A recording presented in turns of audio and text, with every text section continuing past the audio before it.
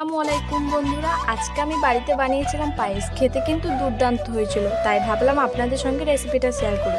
প্রথমে আমি একটা পাতিলে 2 লিটার মতন দুধ নিয়েছিলাম। এখানে যতটা পরিমাণ দুধ নিতে হবে তার অর্ধেক পরিমাণ জল নিতে হবে।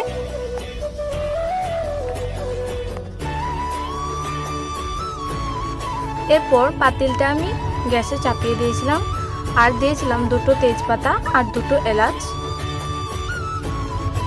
আর এদিকে আমি এখানে যেসব জিনিস ইউজ করব সেটা হচ্ছে বাদাম, নারকেল আর কিশমিশ। এগুলো আমি ছোট ছোট করে কেটে নিয়েছিলাম। আর নারকেলটা একটা মিক্সারে বাটিতে দিয়ে ভালোভাবে পেস্ট করে নিয়েছিলাম। পেস্টটা ভালোভাবে করলে এটা বয়স্ক মানুষ পর্যন্ত খেতে পারবে।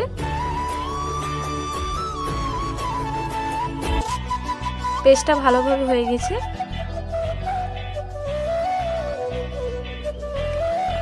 এদিকে আমি গোবিন্দভোগ চাল 2 ঘন্টা মতন ভিজিয়ে রেখেছিলাম, ওইটা আমি ছেঁকে নিলাম।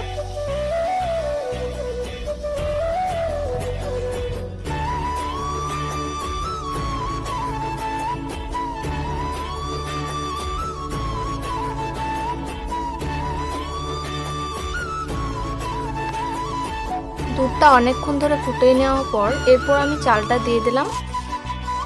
চালটাকে দিয়ে অনবরত এরকমভাবে নাড়তে শুরু করলাম। চালটা যখন অর্ধেক সিদ্ধ হয়ে গেছিল ওর মধ্যে আমি দিয়ে দিয়েছিলাম নারকেল কুচি, যে নারকেলের পেস্টটা বানিয়ে রেখেছিলাম সেটা, আর দিয়েছিলাম বাদাম কুচি আর কিশমিশ কুচি। এগুলো আমি একসঙ্গে আবার কিছুক্ষণ সেদ্ধ করে নিয়েছিলাম। আর এখানে দিয়েছিলাম আমি 1 কৌটো মতন কনডেন্স মিল্ক। এটা দিলে কিন্তু খেতে দারুণ লাগে পায়েসটা।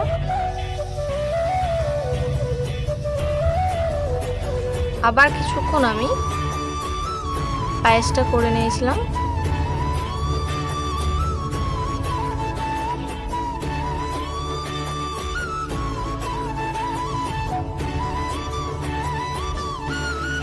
চালটা যখন একদম সেদ্ধ হয়ে গেছে এরপর আমি এর মধ্যে দিয়ে দিয়েছিলাম সামান্য চিনি।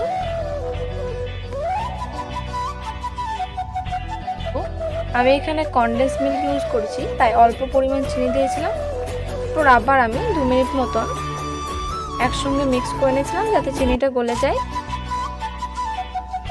এটা কিন্তু দেখতে দারুণ লাগছিল আর খেতে কিন্তু খুবই টেস্টি। কে কে পায়েস খেতে পছন্দ করো অবশ্যই কমেন্ট করবে। আমাকে কিন্তু দারুণ লেগেছিল খেতে।